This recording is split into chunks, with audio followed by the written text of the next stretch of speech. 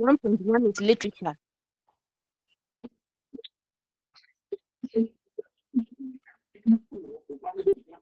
Okay, so unit 1, session 1.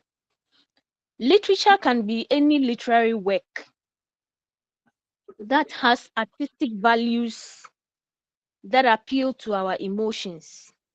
If we talk about literature, it simply talks about any literary work that has artistic values that appeal to our emotions. The word artistic here relates to arts or artists that show creativity, imagination in creating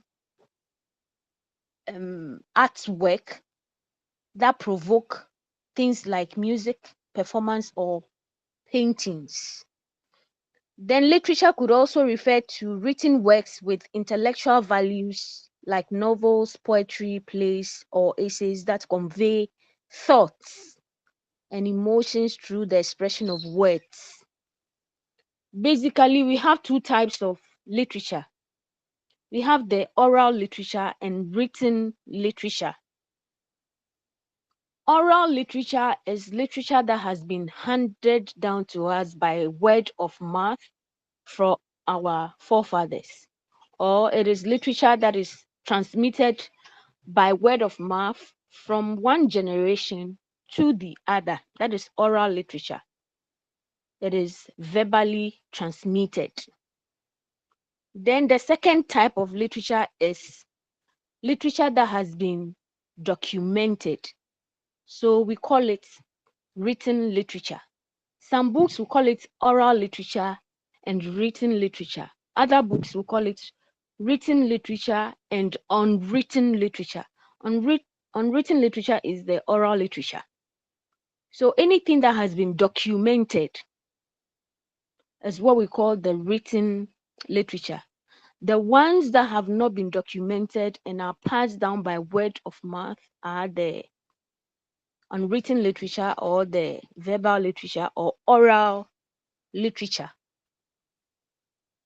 So that is with the 1.1. So session 1, 1.2 is what we call the African poetry. Before we look at poetry, before we look at African poetry, you need to know what poetry is. Poetry can be a form of writing. Poetry can be a form of writing that uses language in a creative way to evoke emotions, ideas, or experiences. I mentioned that we have two types of literature, oral and written. The written is in three aspects or has three aspects. We have the drama, prose, and poetry. And today we are looking at African poetry. So I just mentioned that poetry or a poem can be a piece of writing that uses language in a creative way to evoke emotions, ideas, or experience.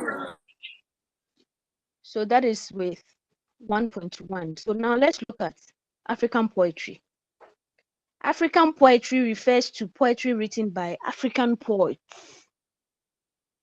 Before the arrival of the colonial masters, Africans had their way of life. Africans were operating on their own before the arrival of the colonial masters.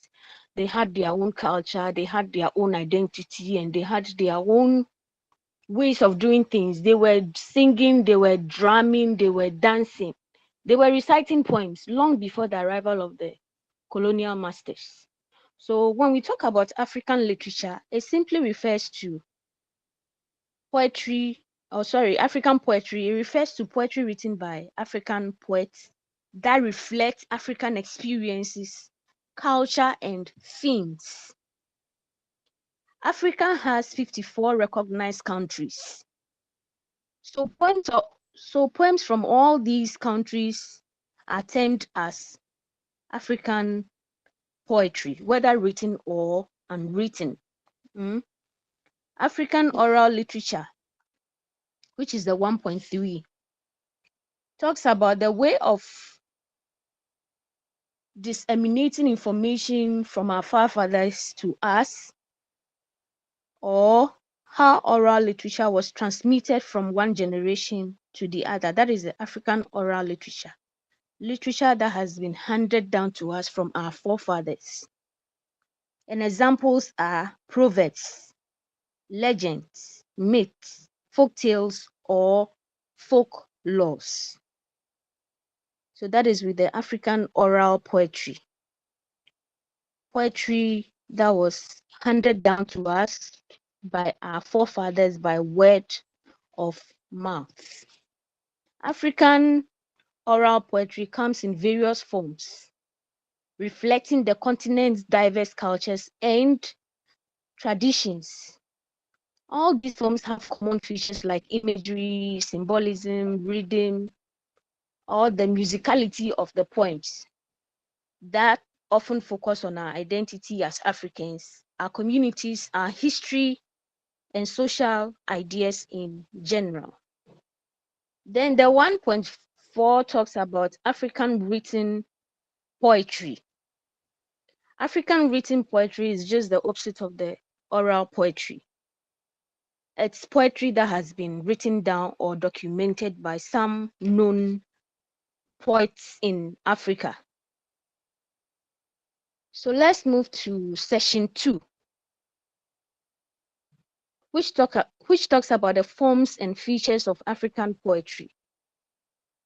The first one is African traditional poetry. Before we talk about the section 2, is there any question on section 1?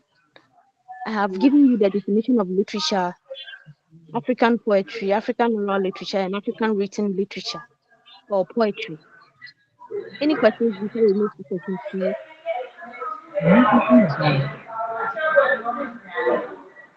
Hello?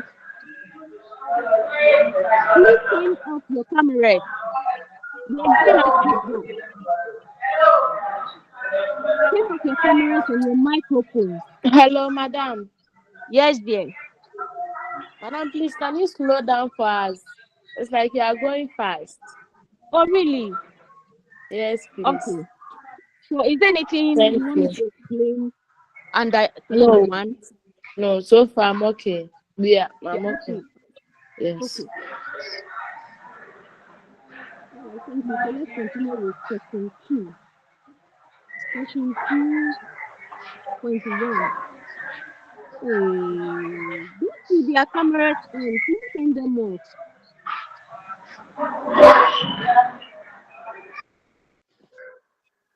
All right, so let's talk about the African traditional poetry. Poetry has been part of our lives since time immemorial. Mm? And most of these poems are recited on special occasions, depending on what is being organized.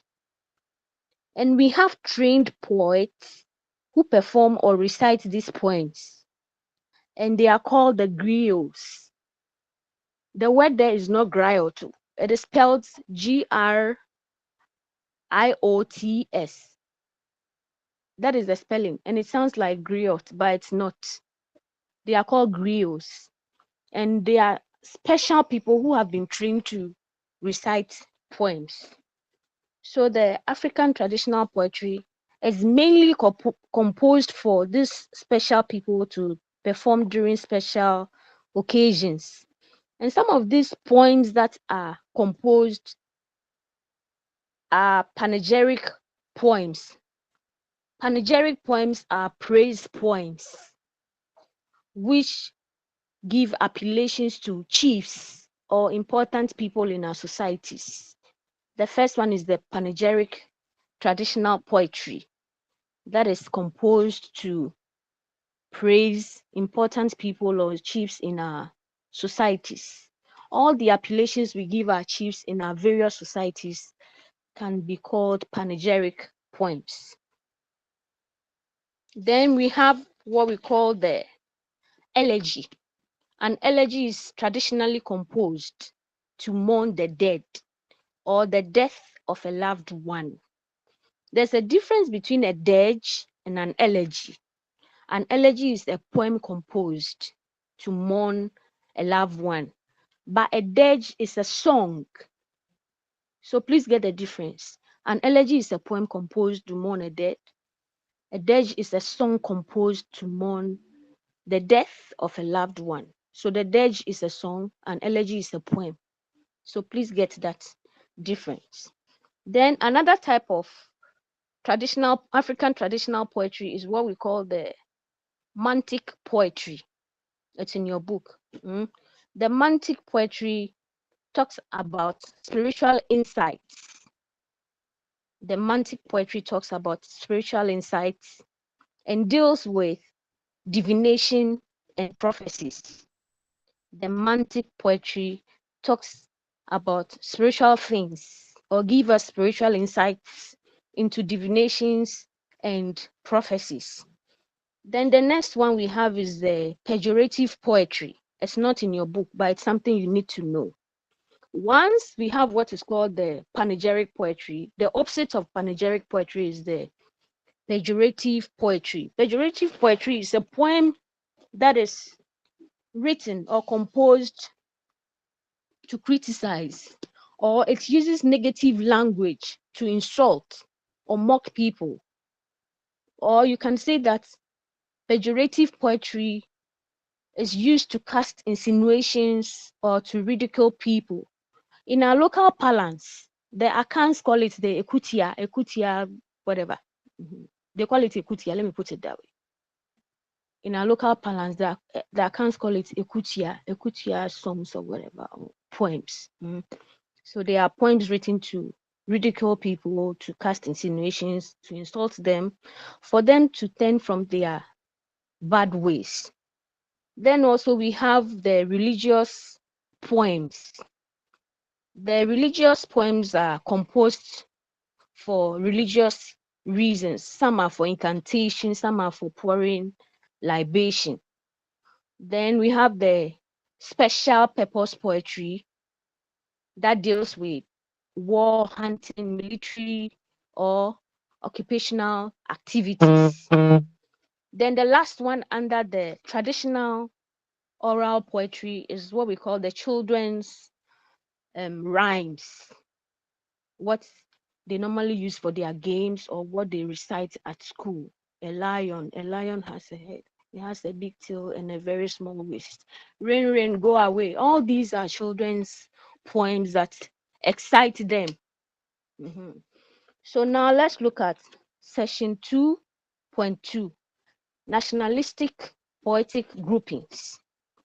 Apart from the African traditional poetry that were composed to entertain us, there was also the nationalistic poems that were written by some African scholars.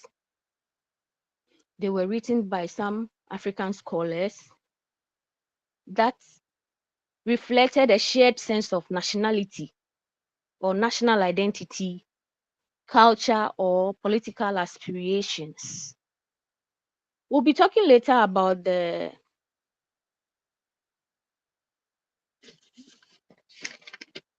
sources of African poetry. The sources of African poetry are grouped into three. We'll talk about them later under this unit 1.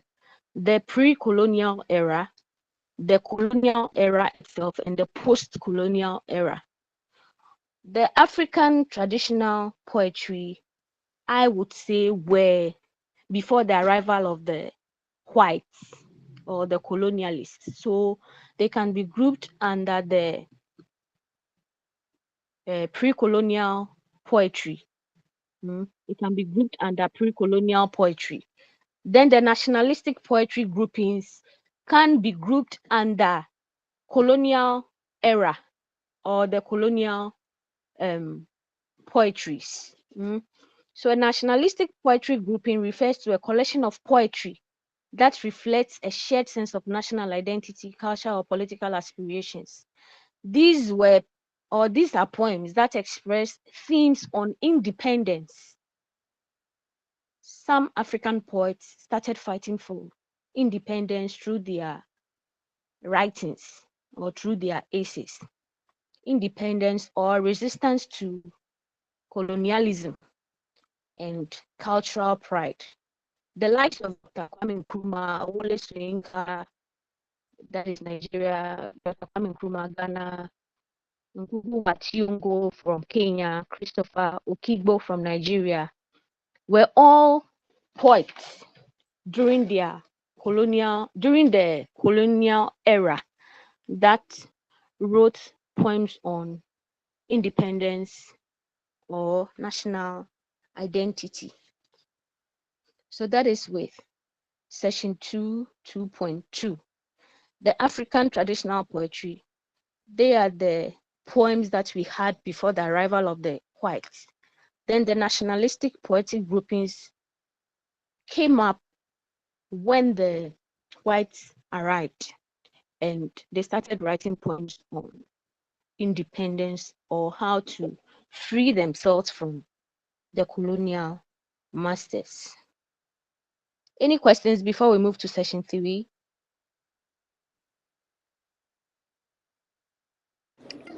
Madam, Yes, please, you've moved fast for me to even not to know where to retrogress to. I have moved fast. Yes, please, you've moved fast. Hey, on which aspect? We have looked at sessions What? 1 and 2 already. What? Which one? Please, Which of the when you points go to the wasn't sources of taken? Africa poetry, Sources of African poetry. yes, the explanations were very fast. Oh, I see. So let me go over them. Okay, please. Thank you very Is much. it when I talk about the figurative and the panegyric? Please, Hello? yes, please. Is it the 2.1, the African traditional poetry, when I Yes, talked please. about the type? The pre-colonial poetry, the colonial era, the post-colonial poetry. I said we'll be getting it's a topic we'll be looking at under Unit 1, Session 6. It's on its Okay, own. I think, okay, please. Okay, please. Okay. If you look at Section 6 of Unit 1, we have it the sources of the African poetry. Yeah, yeah. I was just trying to let you understand where African traditional poetry falls and where nationalistic poetry groupings also fall. Okay, thank you very much. It's something we'll be discussing later under Unit 1. We've not gotten there yet. Okay, But I okay, wanted you please. to understand where you would place them or where they should be placed. Thank you. Any other Madam, question, please? Yes, dear. please, I didn't get the section 2.2 well. The nationalistic poetry. The nationalistic poetic grouping, Yes. they came up during the colonial era. I mentioned earlier that before the arrival of the colonial masters, Africans had their way of life in existence. They had their own culture. They had their own forms of dances, songs, and whatnot. Do you get it? Their folk tales, their folklores were in existence before the whites arrived. So that can be grouped under pre-colonial era. Before the arrival of the colonialists, they had all these things in existence. They were singing, they were dancing, they were drumming. But when the colonial masters came, another group came up, and that is the nationalistic poetic group. They came up to write poems against against the colonial masters, or we can say it's called anti-colonialism. They were against the colonial rule, so they wrote poems or books on independence, how to fight for independence. And I mentioned the names of some individuals who wrote such poems. We had Kwame Nkrumah for Ghana, we had Wole Soyinka for Nigeria, then Ngugi wa Thiong'o for Kenya. All these are poets that arose during the colonial era. They were against colonialism, so they wrote poems against the colonial masters, fighting more or less for independence. Is it okay now? Yes, please. Thank you. All right. All right. So please let's continue. The session 3 under unit 1 says, how African is the African poetry? Any answers before we continue? How African is the African poetry? Yes, any answers? Do you have the materials at all? Do you have the modules? Yes, we have it. So I'm asking a question. Unit 3 talks about how African is the, section 3 of unit 1 says how African is the African poetry. Yes. Any answers?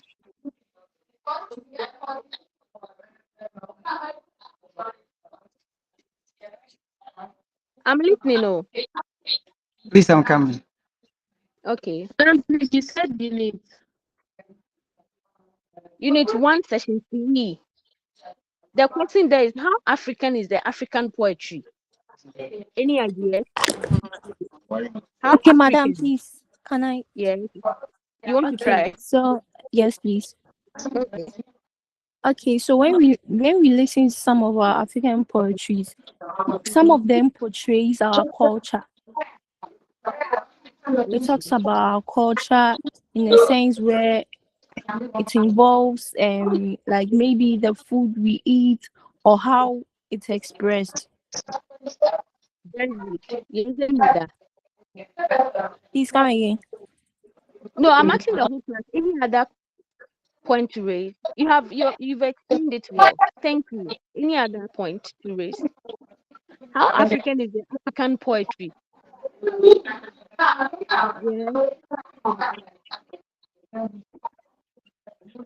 We have Husseini. Husseini, can you answer that for us? How African is the African poetry? Um, Yes, yes. I used to on the question. Should I answer it? Yes. How African is the African poetry? Can you answer that? Or can you Yeah. share your thoughts on it with us? Because it reflects the life of the African. It also talks about the African society, what happens in it. Okay, that is also very good. Yes, any other? We have so many points to use in answering this question. How African is the African poetry? Nothing that reflects the lives of the Africans based on what we see in our culture. One other point is that most African poems are written in the African language. Madam, please, we can't really hear you. Someone's sound is on. So You we are see, that is hearing why I said to you should turn off your microphones and your cameras. But people have, the cameras are giving us feedbacks and the microphones too. So please turn them off. If you don't turn them off, we'll get all this happening. Okay, all these feedbacks will be coming up to disturb the lesson. So please turn off your cameras and your microphones, please. To add to what your mates have mentioned, I'm saying that the question 3, the session 3, how African is the African poetry, has to do with the fact that most African poems are written in our various African languages. Let's take Ghana, for example. We have so many tribes in Ghana, or so many regions. Ebbers have their poems, Ashantis have their poems, the Fantis have their poems, the Dagombes, they have their poems. So having your poem in your local language is equally an example for answering session 3 by saying how African is the African poetry. It is African because most of the poems are written in our various languages. We have poems that are written in Yoruba, that is from the Nigeria. That is from the Nigerians. Then we have poems written by Kenyans, we have poems written by Ethiopians. So that makes it African in nature. Do you get it? So now let's look at the 3.1. What is African poetry? African poetry written in non-African languages. What is African poetry written in non-African languages? Yes. Any answers? What is African poetry written in non-African languages? Any ideas? I mentioned earlier that before the whites came, we had our systems in operation. Before we were colonized by the British or the Portuguese or the how do you call it? And the Danes. Do you get it? So when they colonized us, we learned their languages. Those countries that use English, they are called the Anglophone countries. And those countries that use French are called the Francophone countries. Or we can say that countries that were colonized by the British are the Anglophone countries because they speak English, or their dialects are dominated by English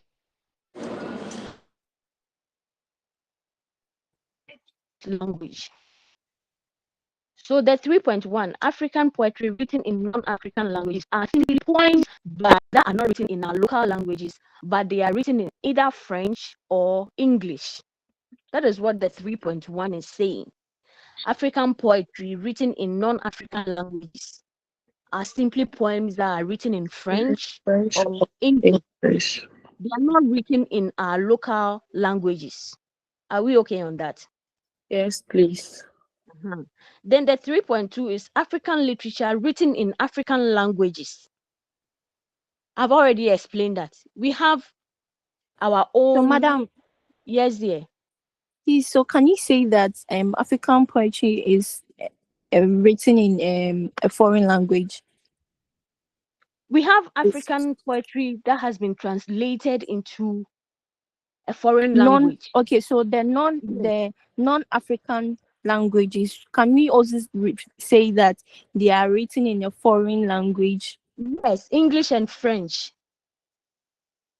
Okay, thank you. That is what it means. It's written in English and French. Madam, please, only English and French. Oh, we have Portuguese too.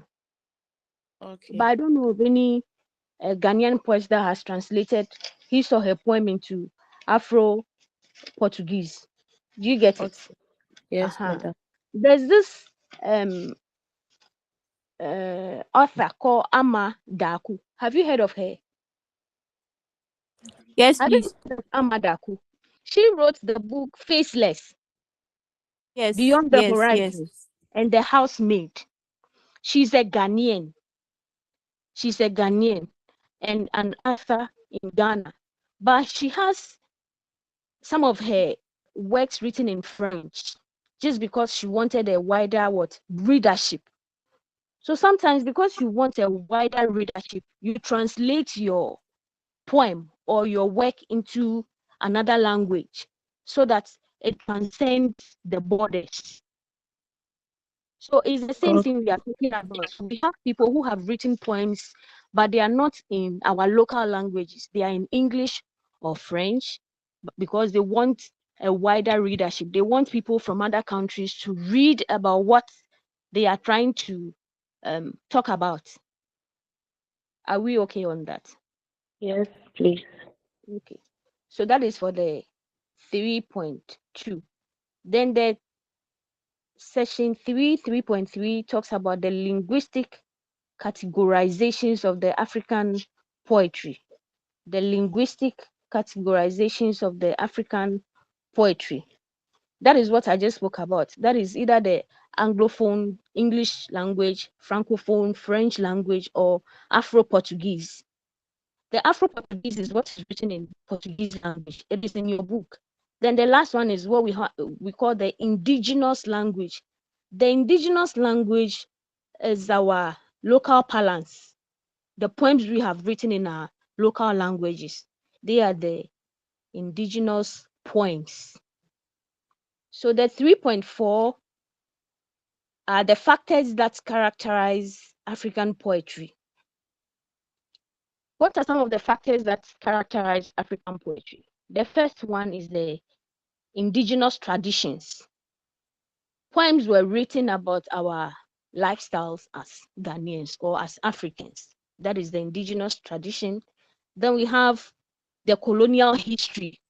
Our colonial histories have given rise to poems that talk about how we were colonized by the various countries. Then the third one is that cultural identities of African countries also gave rise to writing poems. Then we have the local language versus the colonial languages. They also gave rise to writing poems. Some poems were written based on the experiences people have had from their colonial masters. So that is it with session 3.1, session 3.2, session 3.3, and session 3.4 under unit 1. Any questions before we continue?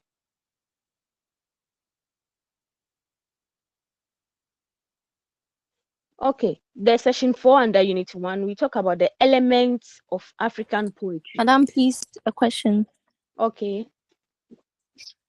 So please, madam, does it mean that when the colonial masters came, they created their own poems, or they chose ours and moved like translated it into the foreign language? No, when they came, some Africans acquired education. Those Africans who acquired education, they wrote about our lives in English language.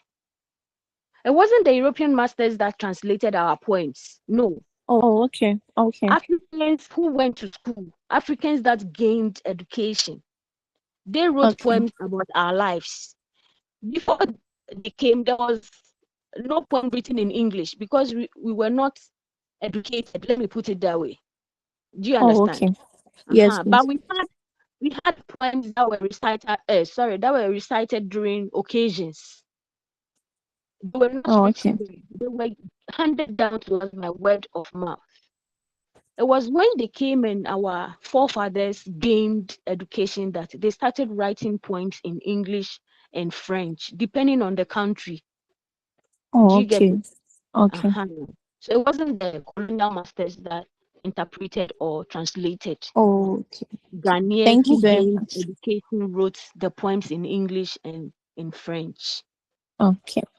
Thank you. You're welcome. So now let's look at section 4 of unit 1. The elements of African poetry. The elements of African poetry. The first under that is the structure. The structure of a poem. When we talk about the structure of a poem, it simply refers to how a poet organizes language, sounds, and ideas to convey meaning on certain words with his or her mode and tone to help the reader interpret the poem in his or her own way. The structure of a poem refers to how a poet organizes language, sound, and ideas to convey meaning on certain words with his or her mode or tone to help a reader interpret the poem in his or her own way. The structure of a poem takes into account the lines of a poem. The lines are the same as the verses. A line of a poem is the same as its verse. So another name for a verse is a line, another name for a line is a verse. And all these lines of poetry have their names that you need to learn or you need to know. Every line of poetry has a name that you need to know. The first line of poetry, what is the name of a single line of poetry? Any ideas? You need to know all these things, though, because you are students that are going to appreciate poems. If you don't know all these names, it will be difficult for you to appreciate a poem. So you need to know them. Any ideas from the class? A single line of poetry is called what? Hello? Hello? Hi. Hi. Hi. Hello? What is the name of a single line of poetry? I said a line of poetry is the same as its verse. They all have names. 2 lines, there's a name for it. 3 lines has its name. 4 lines, 5 lines, 6 lines, 7 lines, 8 lines, 9, 10. In that order, at least you should know up to 20. So that when you're asked to appreciate a poem, you know how to mention the lines they are composed of and which form a stanza. And which of these lines may form a stanza. You need to know all these things. So what is the name of a single line of poetry? Any ideas? Madam, Hello, man. please, Yes, isn't it dear. called a vest? A single line of poetry is the same as the verse, Hello? but they have their names. Yes, Hello, Please, madam. yes, dear. I'm listening. Please, it is called a stitch. It's not just a stitch. It is called a mono stitch. A mono Pardon? stitch. That is a single line of poetry. We are on the structure now. So you need to know what comprises the structure of a poem. So if you take a single line of poetry, it is the same as its verse, but the name for it is a mono stitch. A mono stitch. Then if you have Mono. two, it's called a couplet. If you have two, oh, those who have their mics and cameras on, please turn them off. We are getting feedbacks.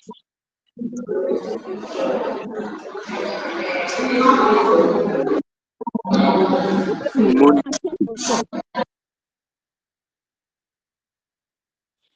The first one is the mono stitch. The second is the couplet. We have the tercet. That is 3. 4 lines of poetry. We have the quatrain. Quatrain. Then we have Ivy, 5 please off lines. your mic.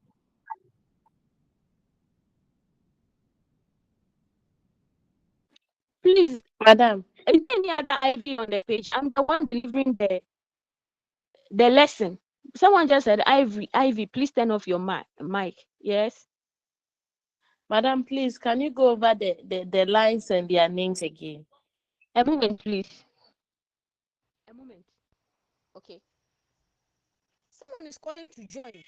Let me pick the call and get back to you, please. Madam, please, I can't hear you. Some of your Madam is receiving a call. She said she'll get back to us. Okay, mates thank you. and from other people keep calling because they want to join the lesson. So they are disrupting me in the first place.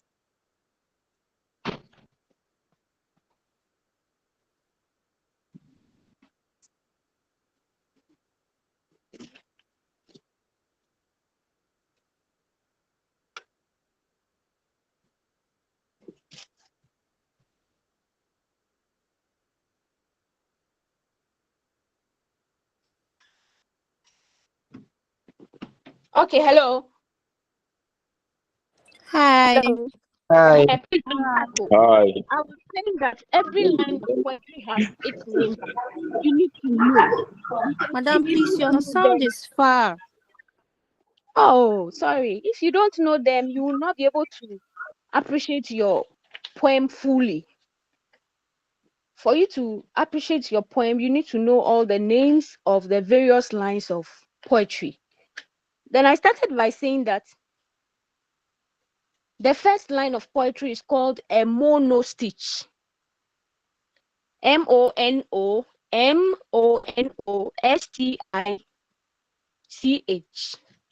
A monostitch. Then we have two. That is couplet. Couplet. Then we have three. Three lines of poetry is called a tercet. A tercet.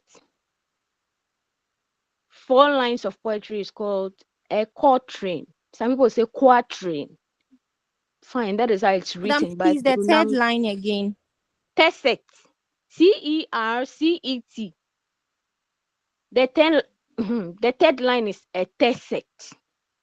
CERCET. Thank you. Tercet. Mm-hmm. Then we have the four lines of poetry called quatrain. It is spelled quatrain, but it is pronounced quatrain.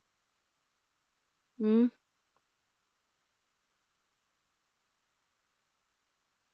Then five lines we have cinquain. Cinquain. Cinquain. Cinquain.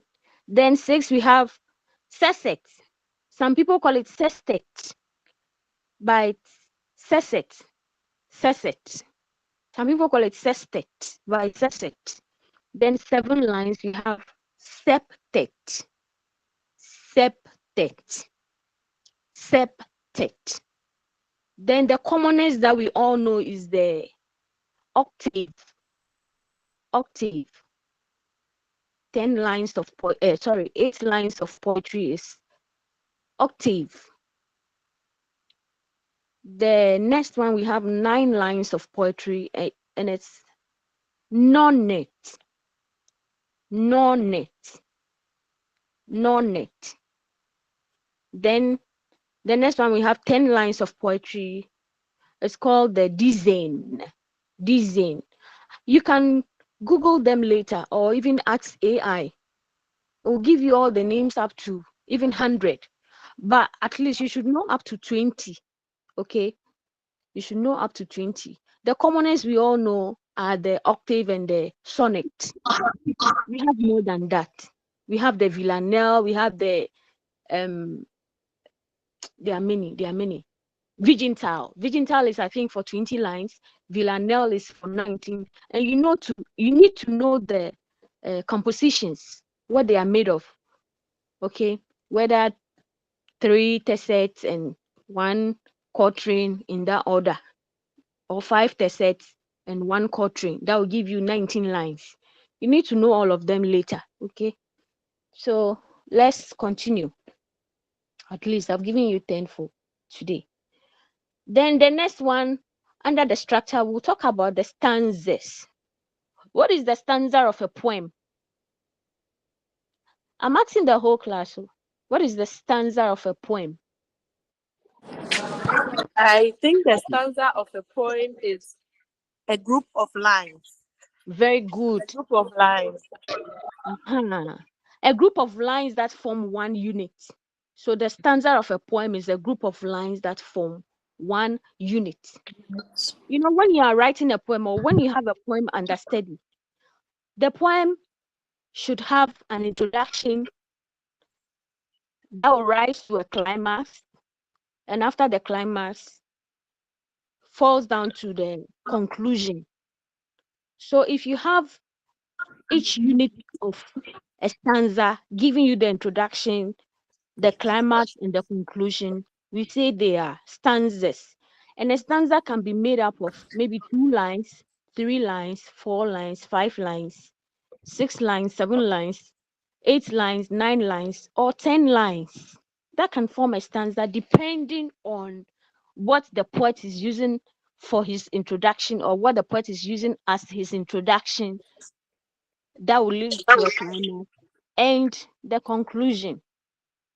So please, a stanza is a group of lines that form a unit in a poem. A verse is a line of poetry. Let's take note of that. Then also when you have A line a of poem when you have the structure of a poem, you should talk about the rhyme scheme used in writing that poem. The rhyme scheme of a poem simply means the patterns of sounds, the patterns of sounds used in creating that poem. That is the rhyme scheme. So sometimes at the end of the poem, there would be words that would rhyme, that could form maybe A, B, B, C, C, or A, B, A, B, A in that order. So the pattern will give you the rhyme scheme at the end of every poem. Then also we have what we call the meter. Under the structure of a poem, the fourth point is what we call the meter. The meter is simply, the meter is simply stressed and unstressed syllables in a line of poetry. The meter of a poem refers to the stressed and unstressed syllables in a line of poetry. Then the fifth and last item under the structure of a poem is for you to talk about the imagery and the figurative language. If you are appreciating a poem, you need to know about the imagery.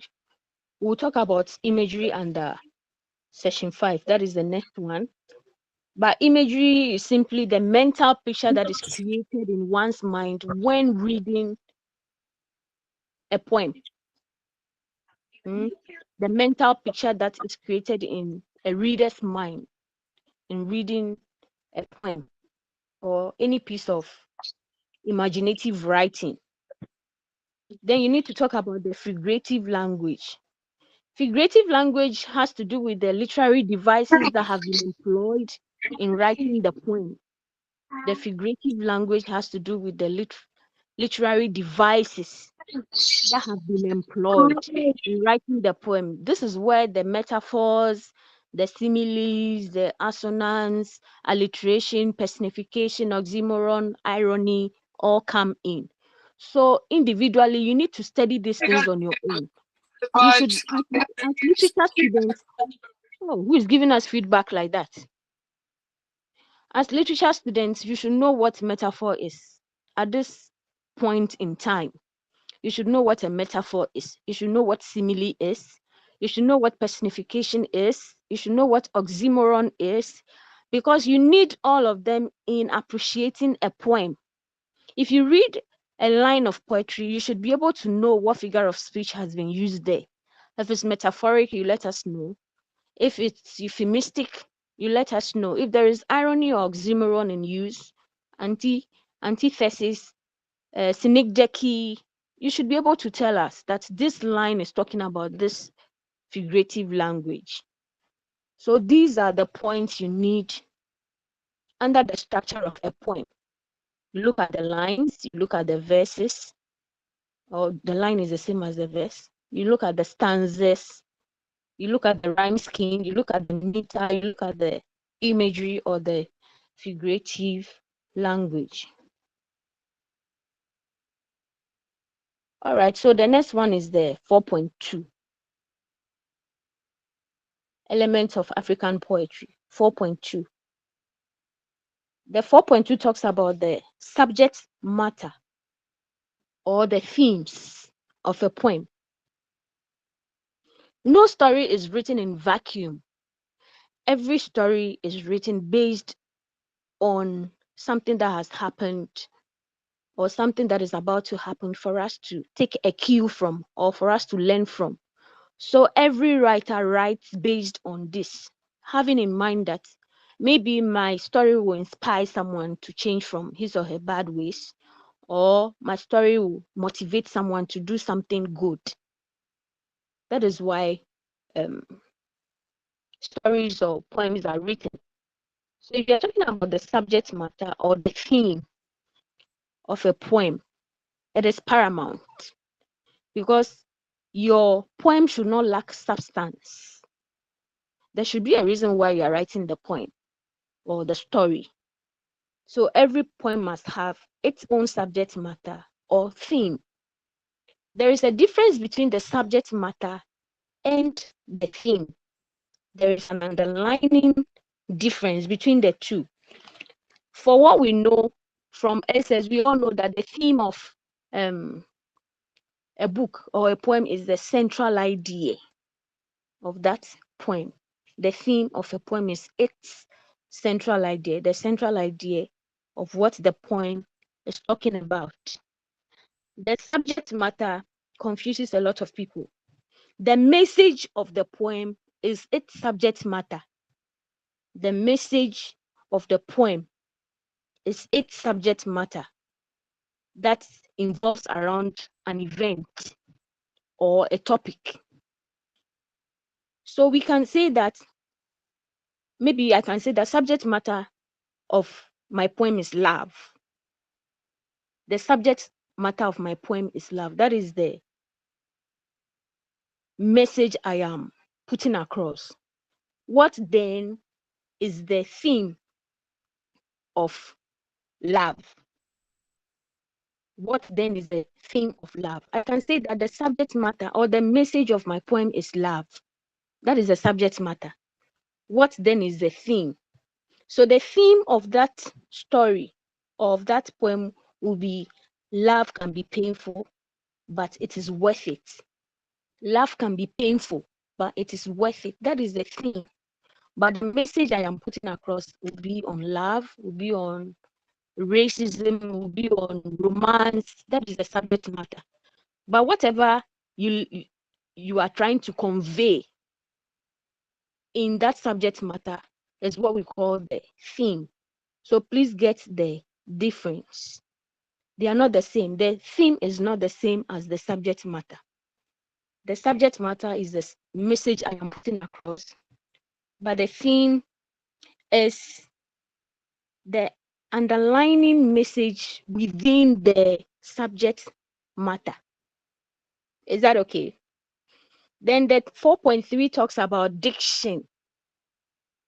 The diction of any poem is simply the writer's choice of words.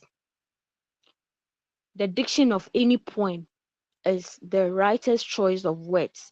The words the poet employs in writing his poetry or poem is what we call the diction. Somebody can use simple, somebody can use complex diction, depending on his audience. If I am writing for children, I cannot use a complex diction, or I cannot use a complex choice of words. It has to be simple. It has to be simple so that the children will understand what I am trying to say. Even our kids in our primary schools, they recite poems they don't understand, but because of the rhythm to it, because of the musicality to it, they recite it. It's later when they grow that they understand what the poem is even about. They don't really understand it, though, but it's easier for them to say and use in playing their games. If I'm writing a poem for adults, I may use a complex language because I know this type of people who understand the language I'm putting across. So the diction is the writer's choice of words based on his audience, whether to use a simple language or use a complex or sophisticated language based on what he's trying to put across. That is the diction. Then the perspective of presentation, that is the 4.4. The perspective of presentation simply has to do with using the first person, second person, or third person in your narration.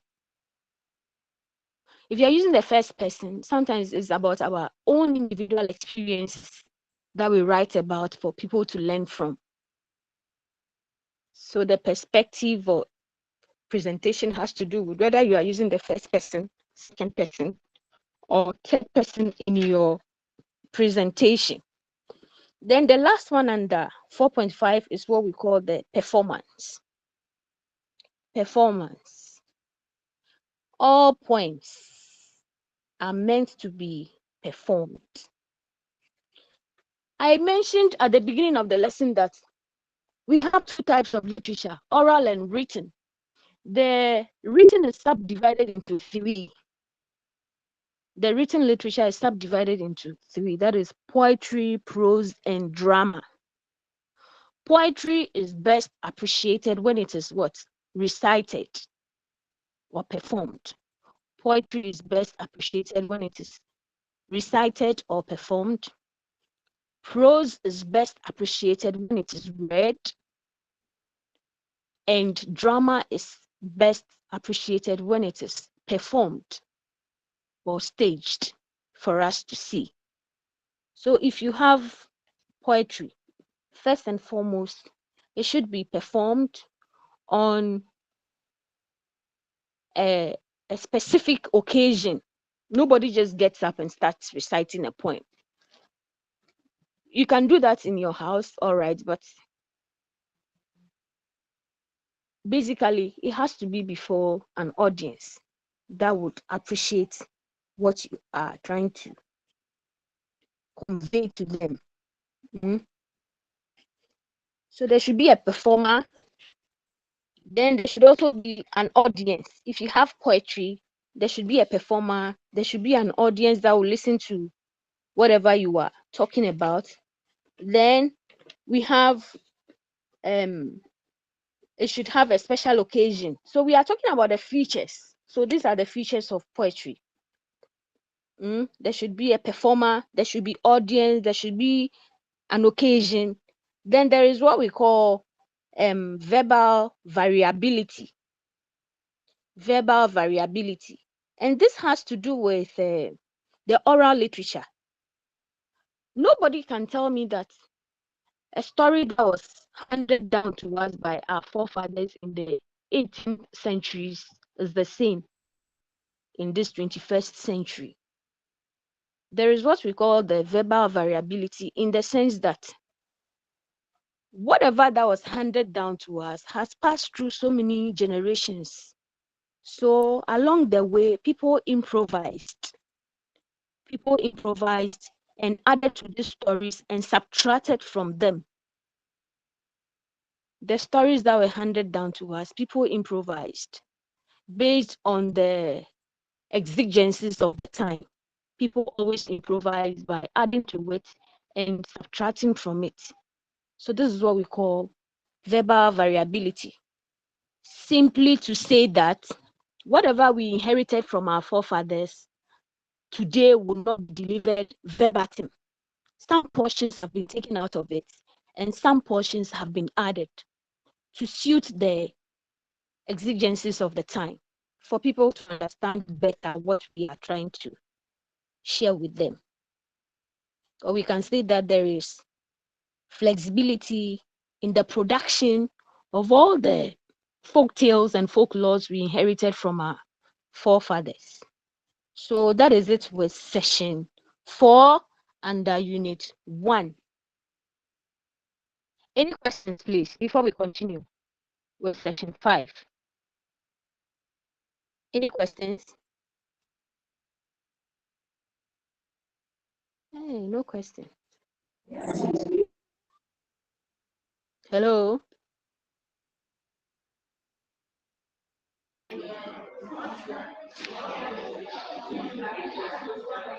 Any questions before we continue?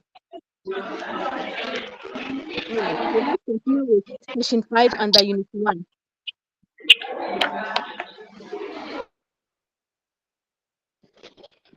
Let's continue with section 5 under unit 1.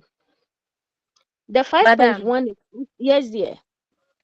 Please, you see page 19, the self-assessment question. Page And 19. the self-assessment question. The number two, the B question. Discuss 2 ways diction contribute to overall meaning of poem. Madam, please, can you say something about it for me? 19. 17. Yes. 18. Page 19, the self-assessment question. The 1.4. Yes. The B. The B, discuss two ways diction contributes to the overall meaning of poem. Madam, please, can you say something about that for me? Yes, I said it earlier. The diction of any poet has to do with his audience. Do you get it? If I'm writing for a child, I'll not use a complex or a sophisticated language.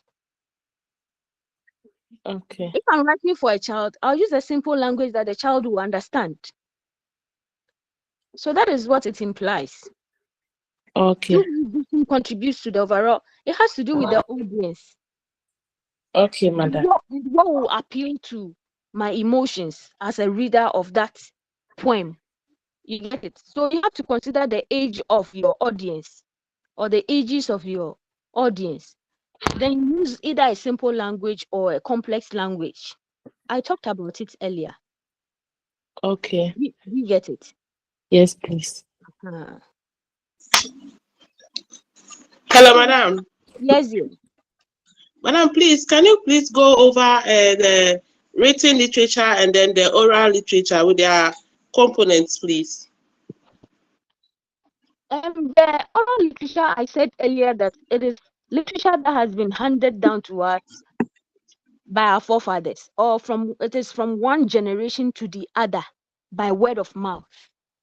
It is not documented. Do you get it?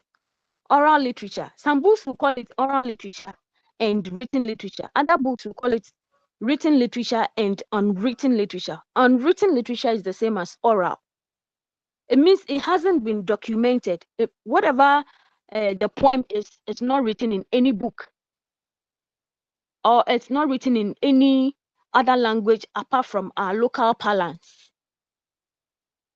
But if it is written, it means it has been documented. It means it has been written down. The written literature has three aspects. That is where we have the poetry, prose, and drama. That is the written literature. It has three subdivisions: poetry, prose, and drama. But the oral one is just by word of mouth. It has not been written in any book. Is it clear now? Yes, please, madam. Thank you. You're welcome. Any other questions before we continue? All right. Madam, Yes, dear. please, with the perspective and the presentation, can you please elaborate on the second person? With the first person, I think I'm okay. With the third person, I'm okay. But with the second person, With the second person, is that what you are asking? personality. Yes, please. Mm. Do you have the material with you? Come again. Do you have the study material with you? Yes, please. And so, can you read the 4.4 for us? The perspective of presentation. If you have it, then kindly share it with us, so we all get the understanding in your book. It must be added here that different types of poems elicit different modes of presentation. Personages can present poems from the first person perspective, where the Yeah. persona associates with the content to the third person, where the persona only recounts or reports. Some poems allow reflections in stream of consciousness, where readers are led into the mind of the person. As you read, the said poems endeavor to categorize the poems by their modes of presentation. Do you Very think good. the mode? Yes, continue. Do you think the mode of presentation has any effect on the message presented in the poem? There are poems that are presented in dialogue, either one person, dramatic monologue, or an apostrophe. Example: Soyinka's telephone conversation, a more than one personnel character. Atukwe Utai's Rosemaya. Okay, so listen. if you're talking about the first person, it uses pronouns like I. Yes. That is the subjective form, and me as the objective, right? It means Sure. you're writing about yourself. If it's Sure. about the second person, it means you're writing about someone. Do you get Okay. it? And that uses Yes. you for uh, You. subjective singular and you for subjective word, objective person. Do you get it? So sometimes the pronouns used will tell you whether it is uh, first person, second person, or third person. If it's third person, it uses I and me for subjective and objective. If it's second person, it uses you for both the subjective and the objective pronouns. If it's about the third person, it uses he, she, or it. Whether singular or plural. So if it's first person and they are many, they will use we and us. That is Sure. subjective and objective. If it's second person, it will use you for subjective and objective. If it's Okay. third person, it will use they and them. So the pronouns will tell you the mode of presentation used by the poet. Yes. So, all right. Thank you. You're welcome. I heard Madam somewhere. Can we continue? Yes, please. Okay. So the next one is the imagery in African poetry. The 5.1 is asking us what imagery is. What is imagery? What is imagery? I said earlier that imagery refers to the mental picture created in our minds when we are reading someone's work. When we are reading someone's work, the mental picture created in our minds is what we call imagery. It could be a market scene, it could be a village, it could be an urban area, it could be mountains, or let me use the word landscape, which includes river and all of that. Anything that it could be on animals or it could be on a whole plantation. Anything that creates a mental picture in your mind on someone's literary work is what we call imagery. If I'm reading a poem, the things I'll be visualizing in that poem are what we call imagery. Someone is talking about a place. I will try to visualize how the place looks like. It could be someone's house, it could be someone's church, it could be someone's school. That mental picture created in my mind of how the school will look like is what we call imagery. And imagery appeals to 5 of our senses. Imagery of any piece of work appeals to 5 of our senses. We have the sense of sight, smell, touch, and nose, like auditory. Mm? We have auditory, we have the tactile, we have the visual. They are there, they are 5. So anything I am imagining in any work of art should appeal to these 5 senses: touch, smell, taste, sight, and to my nose. All this should appeal to how I imagine the things mentioned in the poem. So that is first and foremost what imagery is about. Then we have the nature of imagery in African poetry.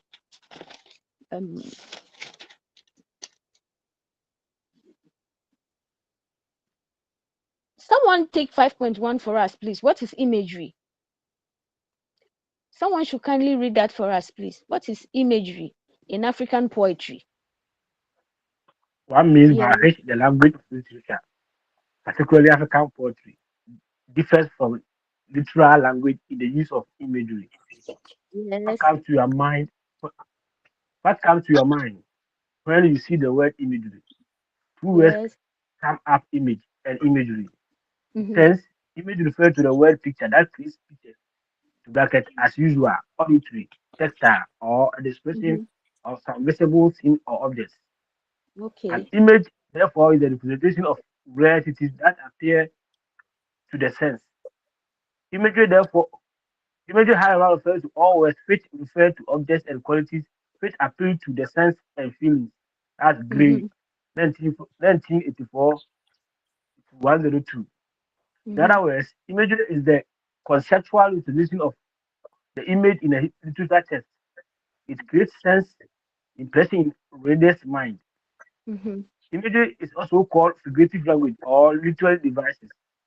In the Please take sense note of we are that talking word. in the So imagery is also called figurative language. or literary Imagery is devices. also called figurative language or literary devices. Devices. In this Mhm. sense, we are talking of metaphors, similes, and personification, etc., etc. Very good. So imagery is not just about the mental picture formed in our minds when we are reading someone's piece of work. It has to do with the literary devices as well, or the figurative language employed in writing that poem. So please let's take note of that. Mm. Because if you say something is metaphoric, what does it mean? It means you are comparing two things without the use of as or like. Mm.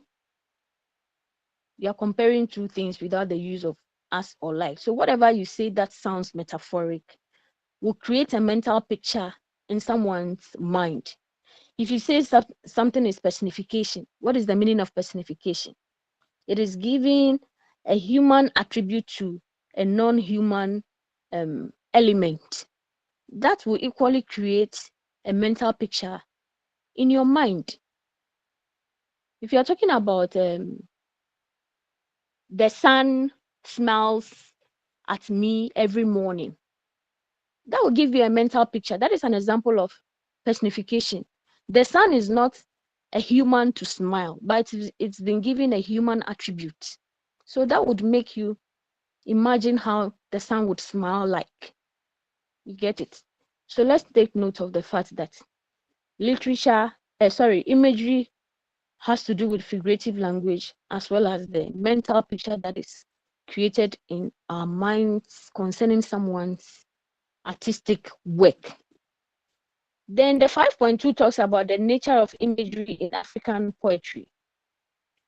Yes, someone should take that for us, please. Yes. Poets use poets use linguistic resources in the immediate environment to create images and imagery. Mhm. And easy way to appreciate African poetry is to understand the imagery poets employ and appreciate its context of use. Imagery are grouped into visual, you plantar, flora, life, death, and situational imagery. Imagery, among others, is the concrete image that gets established by Nti ọmọ start associate koraa abstract entities because ní ẹ̀ka ń jẹ́ with concrete ones. ọmọ start Turn off your For mic and example, your camera. for Hello. example, the imagery, Uh-huh. the imagery beard and tender song in Edus and Rubadari poems frequently make the abstract concept rare for appreciation. A key understanding in African poetry is embodied in African imagery poets employed. So, I'm finished. Yes, thank you. So over here, they're saying that poets use linguistic resources in their immediate environment mm, to create image or imagery in our minds. It is true. Somebody can write about the landscape of Ghana or the natural resources of Ghana. So in that case, that person is employing the things in his immediate environment in his way because that is what he wants you to appreciate about his locality or about his region. So that is what writers often employ. Things that will appeal to our senses and emotions within their environment are the very things they write about. Things you can readily visualize in appreciating his or her poem. Then the 5.3 talks about the significance of imagery in African poetry. The one is, we have said that it creates mental pictures in the mind's eye. In other words, it makes abstract concepts concrete as it stimulates the reader to see, feel, hear, smell, touch, taste, and move. Then the second one says it gives pleasure to the reader. Visualizing all these things in your mind when you are reading would give you pleasure. The reader connects the concept to the real object of association. Discovery occurs and it induces positive surprise for pleasure. So imagery helps you know what the writer is saying by creating your own mental pictures of the things he's describing in his work. Then it also gives us pleasure. So let's take note of that. Then the last one is session 6 of unit 1. Hello.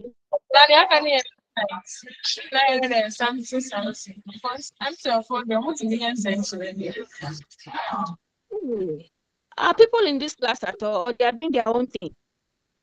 They seem to be having a meeting within meeting. They are discussing other things that we are hearing. Then the last one for today is session 6 of unit 1. That talks about the sources of African poetry. The sources of African poetry, as I said earlier, we have 3. Before the arrival of the Europeans, Africans had their way of life. So they had their poems, their songs, their dances they were performing. In all these recognized 54 African countries. We have 54 recognized African countries, and they all had their ways of life long before the arrival of the whites. So that is what we call the pre-colonial African poetry. The pre-colonial African poetry were the poems that were in existence before the arrival of the colonial masters. Then when they came, we have another era that is called the colonial era. When they came, they were poems that were composed because some of our people gained education or had access to education and could communicate in the English language or French language. So they started writing poems in those languages. And when they left, other people also wrote poems that are referred to as the post-colonial poetry or the post-colonial poems. So these are the sources of the African poetry. We had poets that were before the arrival of the colonial masters. And when the colonial masters came to, we had people that started writing poems. And when they left to, another group also wrote their poems. So these are some of the sources of African poetry. Before, during, and after. We have the different dispensations. They are called the different dispensations, before, during, and after. These are the sources of the African poems that we know. And remember that those that were orally transmitted. Hey, somebody is still calling me at this time. A moment, please.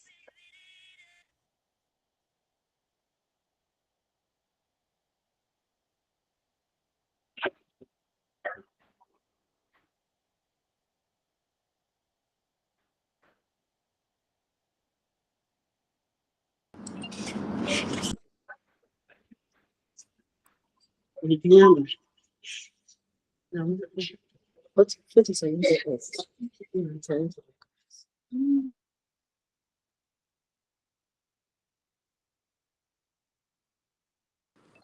Hello, madam. Madam is not in at the moment, so she just had a call, so she has excused herself.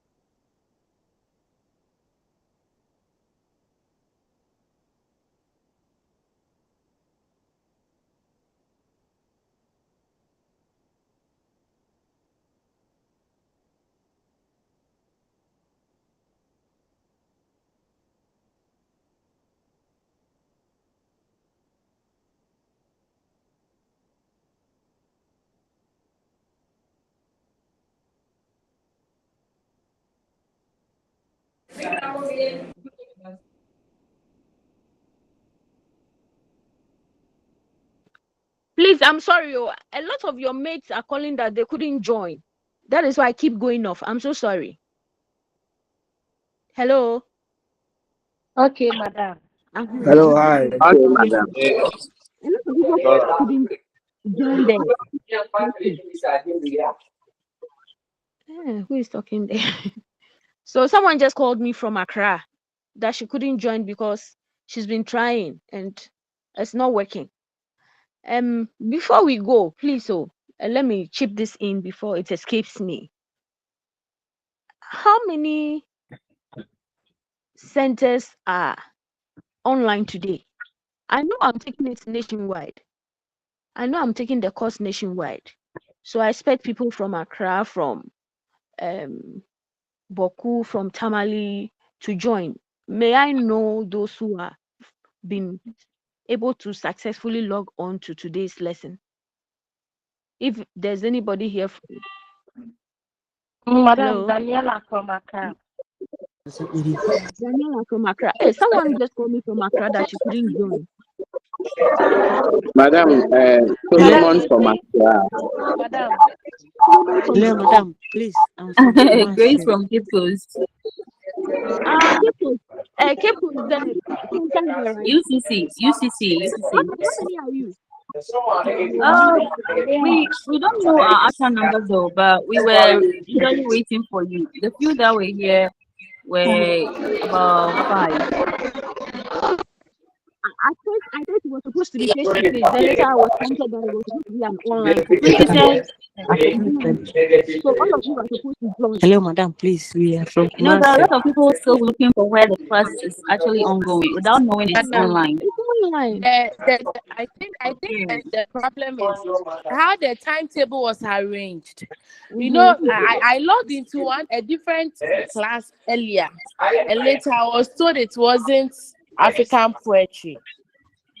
I see. The timetable was a general timetable. So on Sunday from 11:30 to 1:30, we have it's like six classes going on and different links. So if you don't know your program, to tap on your link, you mistakenly enter into another program. Hey, but you need to be part of every lecture. Yeah, so you have to be conscious of your program so that you will not mistakenly join another program, because it's all happening at the same time. Last year it happened.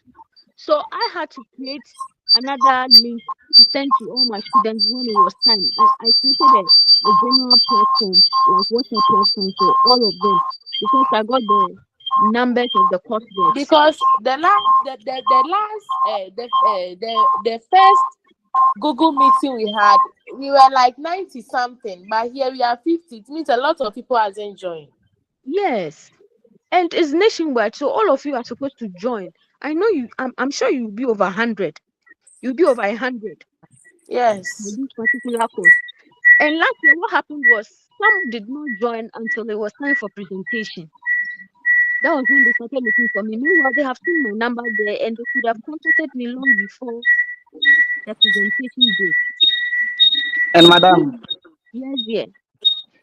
there is also a problem with some of our colleagues. They can't join in West School. They can't even join. Why?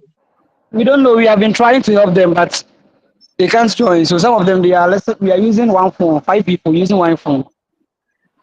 Hey, that's Madam, terrible. Eh? What if the phone goes? What if the phone goes off? Yes. And some people too can't join over here. They are using their Google Meet. They are using the link. It's not joining. Hey, so what do you do? Everybody has to be part Madam, of I the class. think we have to do it like this. Please, are you listening to me, madam? I'm listening. Madam, please let us create WhatsApp group so that when is the time we will send a link to the group so that everybody will know that that's what is going on. And There is an existing WhatsApp group for this course. There is another one. There is one already existing. The link on the timetable that is sent. the link, when you tap on the link, it's not open. No.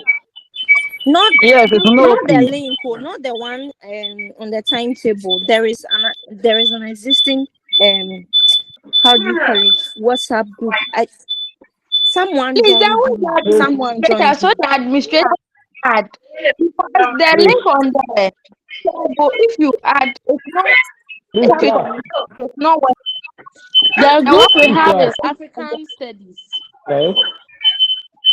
Please, I don't know which of the timetable that most of you are using.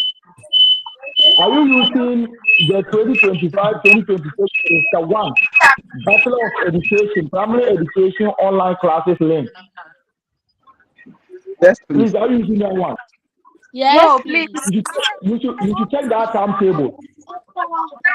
I think that link that are provided there are very effective. Yes, mine is even the JHS one.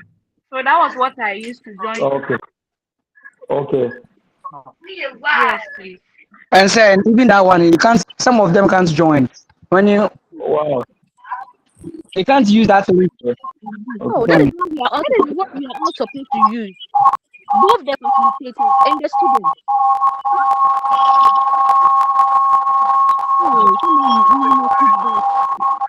Hey, someone. Oh, sound it. Please turn off your mic, okay? Turn off your mic on your Off your mic, off your mic. Grace. we are trying to see how best to salvage the situation or address this whole problem. A lot of people have been calling that they are not able to join. And this is the only link we've been given. Unless maybe we all come together and when it's time, I'll send you a new link to log on to. And code has to be monitoring as well to see if indeed we are meeting at 10:30 to 12:30 every Sunday. Madam. Yeah, okay. Hello. Yeah, madam, I don't know. Some two are not familiar with using the Google Meet. I think maybe they need to, contact other colleagues so that they will give them the right directive so that they will be able to use it. Some are having that challenge. They need to download the app on their phone. Okay, please, so if you know of other friends or other colleagues from other centers, kindly inform them. They should contact me. They should pick my number and call me so we know the best way forward. If maybe at the end of the day I should do voice notes and send to them, it will be better than not taking part in it.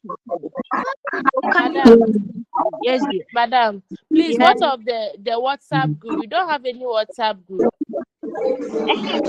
WhatsApp group. Oh, there's a WhatsApp group on the timetable. So as soon as Yes, there is On a the WhatsApp timetable, that WhatsApp existing. group there, it's not going through.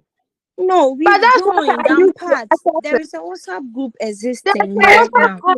We have What I 39 use. members in the WhatsApp group. Yes, I'm part of that WhatsApp group. I'm also And part. so please join. The one who hasn't joined should join.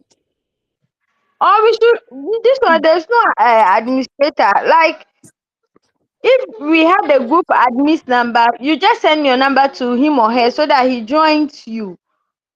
But this is electronic, so Yeah, I don't good. know if you get that number because I'm in that group. Hey, Need the link, you. Yeah, me also. I'm not part. You use Okay, Okay, I've been I able to anyway. join. You see, the other WhatsApp group when you join is not going to. So I thought this one did not go through. no, some are not going through, but this one is going through. You should Yeah, send this the one. link for us. The link is it's on the timetable. I see people are already joining today. So please, I've heard of Accra, I've heard of Ho, I've heard of Cape Coast. Which other center is on now? Tema. so I forgot so Ahafo. go so And where? Goso. I forget. Okay. Kentampo, Bono East. Okay. Madam, Kentampo, Bono East. Okay. it's so nice. So nice. Madam Tema. Madam Tema. Oh, okay. So please tell your friends and teach them what to do so they'll be able to join next Sunday. I wouldn't want the situation where they won't be joining or they won't be part of the class. Then at the end of the day, they'll just show up and present their lesson. It's not right. You need to start from unit 1 to maybe unit 6 before you write your exams.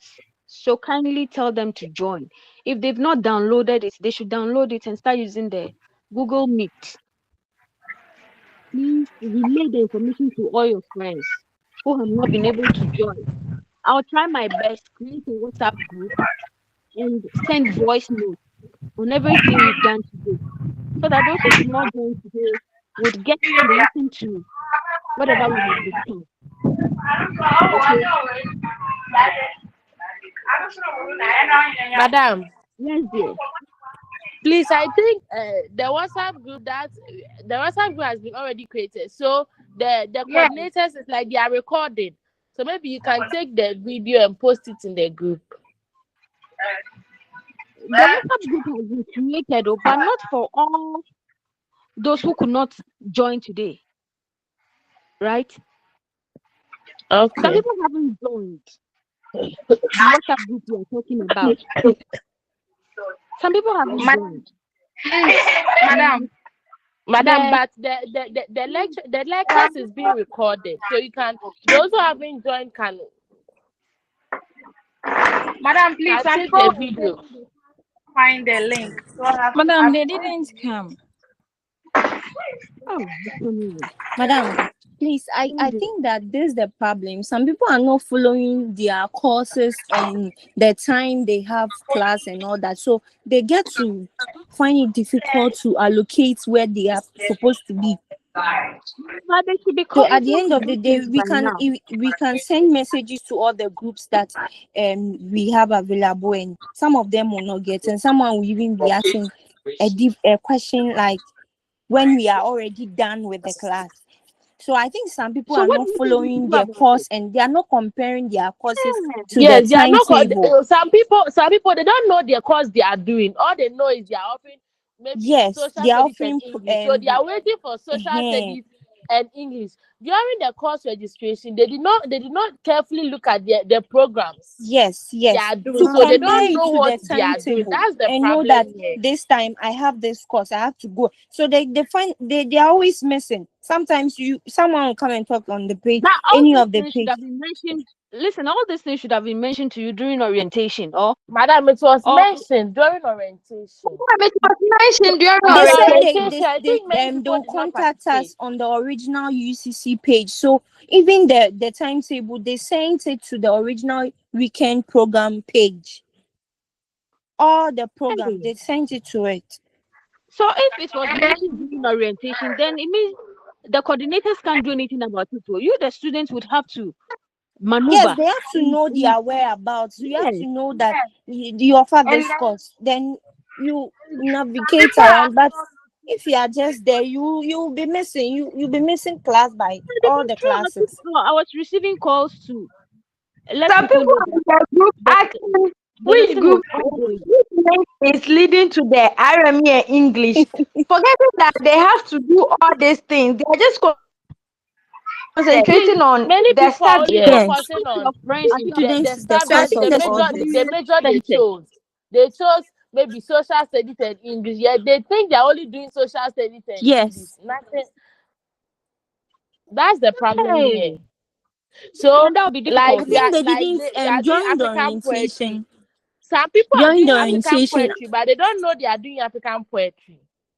I think that they should have explained more about how to go about with our courses, including those that we are doing it online. Some of the programs, some of the courses we do it online. So I think they should have explained it widely, especially for those that are from far a place like Western and Eastern, those places. So but they didn't do any explanation when we went to our departments for all those things. They said they just gave us numbers saying that if we want any clarification we should contact them. But when you send them message, When sometimes they you come, don't madam, when respond. you send them, they don't reply. When you send They the said we e-learning shouldn't code, call. when When you you send send them them, message to, they don't respond. So So that once is I one tried of the for reason for all this, because we are all level 100 students. Most of us, we don't know our way forward, so we have to be directed. And most of us are doing this from home, so we have to be directed. But it's like we don't know our way forward. So if you don't figure out, you'll be lacking behind. So our colleagues that are far away, they are lacking yes, behind because they are not getting any guidance from anyone. Oh, now madam, let me ask you. yesterday like Let me this, ask. Do you do some of the courses face to face, or all of them are online for you? Ever since we started, we have never done face to face. Some of our Please, friends are some doing of us face to here face, are but we doing chose face to online. face. Some of us here madam, are doing face to face. We the But if ones you were doing, here in UCC Cape Coast, we are doing face to face, but not all of us. if you are doing face to face, you can easily contact those in level 200 to know how they went about theirs. If not, a lot of you will lag behind. Hmm? Those doing face to face, contact those ahead of you, whether level 300 or level 200, to get to know what to do. Okay? Because all of you need to be part of the lesson as well as your presentation. Your presentation is your second quiz or so. So if you are not part, it would affect you later in the day. So please, Madam, please, so talk to your friends from those me. doing online, the presentation, how are we going to do? It will be online. Oh, okay. Okay, the presentation will be online. It's either you do it individually or in groups.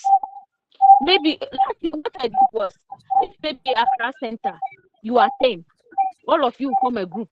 If Cape Coast Center, you are See, 8. madam, all these things we don't know. Like when I say I'm in Tema right now, I don't know the number of people that are in Tema that are reading like that are reading education and their That courses. We is don't why, know. They didn't that put is us why I in. need the course reps and to We know the don't even total have number of. course reps, so yes, Yeah, we don't thank have you. we don't which have they choose anything. us. We are They just choose them randomly. We don't have Oh, course the course more reason reps. I need the course reps is to know the total number of people offering this particular course at your centers. If I don't know, it'll be difficult when it comes to the presentation. Somebody is alone in his or her center offering this course. Some are 2, some are 3, 4, 5 in that Mm. order. So when it's time for presentation, I group them based on the different centers and give them different days for presentation. That was what I did last year. Madam, I think that the problem is when they dissolve the centers that has caused all these things. Because if at least when we started our program and we went to face once, we know that okay, this is the number of people in Accra that are offering this. At first, We I can thought they create said a we will group, meet but first. they have dissolved most of the centers, and because of that, some of us have to opt for online because all the centers available are far. So that is one of the reasons causing all these things. Those who could not join, I'm very much concerned about those who could not join. At the end of the day, I don't want anybody to lose his or her mark because of these connectivity issues. So I need to know how many people. I think we should contact the coordinator so that they can do something Madam, about it. those who did not join are over 100 people. Really? Because we are many. I know. I think we have to contact the coordinator or the Department of Education. Even though when we contact them, we don't mind that we send them messages, they don't even respond to us. So I don't know why during the orientation, I don't know why during the orientation they mentioned that we should contact them if anything. Last year, for instance, when we did the presentation, I realized I had 188 students. 188 students. But prior to that, when it's time for online lectures, I get only maybe 60, at most 80 students online. This is bad. So that when we need any explanation, we can come to them back. That is why I am saying that I don't know the numbers of the students. I don't know their telephone numbers. My number are finding any difficult to contact them. My number is there. They should contact me. Or if they send hi on WhatsApp, yes, there. Please, I'm at Ashanti region, West Coast Center. Please, I'm offering education. What is early childhood? Please, do I supposed to join this class? Listen, what I have been given is for primary education. I am going to teach primary education students. Okay. So as for those who are you are not fast. Pardon? So I'm offering I'm doing early study, so I'm not part of this class. I can't even tell. Check your courses. You